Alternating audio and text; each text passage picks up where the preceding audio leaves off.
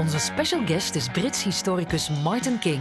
Hij maakte een veelbekroonde docu over Augusta Shiwi, een Congolese verpleegster die ondanks haar heldendaden tijdens de Eerste Wereldoorlog onterecht vergeten werd. The first thing I ever heard about Augusta Shiwi was when I watched an episode of Band of Brothers, and the character of a black nurse appeared in one episode. And the lead character in that episode was asked, "Who's the nurse?" And she said, "Oh, that's Anna from the Congo." And so I did some research to find out who Anna from the Congo was.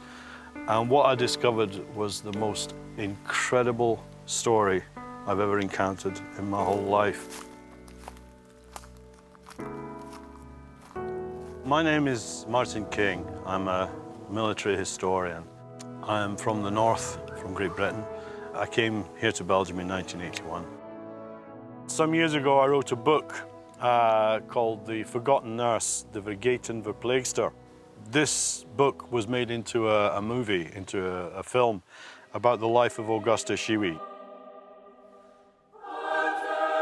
Writing about military history, you hear a lot of stories about veterans and how brave they are and how many people they killed. And here was a woman who didn't regard herself as a heroine or a hero. She volunteered to care for people during the worst possible time she could have volunteered.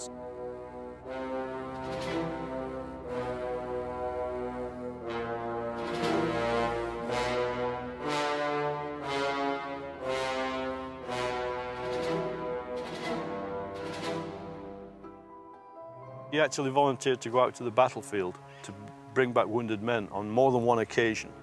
She didn't know these soldiers she was caring for, and some of the soldiers didn't want to be cared for by a black nurse.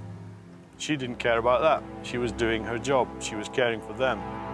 It does not matter who you are or where you're from or what you believe. It's not of any importance.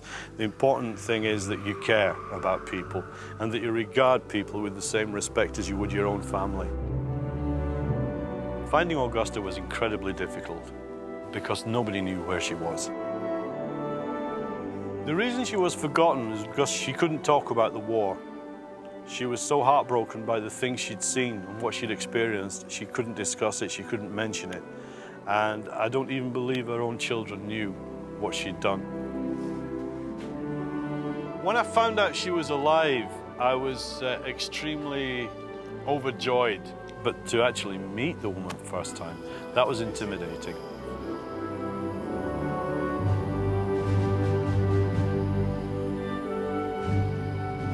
Of course, it stirs something in me every time I see that woman because I know what she did. You know, I hope 100 years from now, people are still talking about the Angel of Bastogne because she's here and you've seen her. And she's a wonderful example of what a human being should aspire to be. And that could never, ever be old-fashioned. That could never, ever go out of date.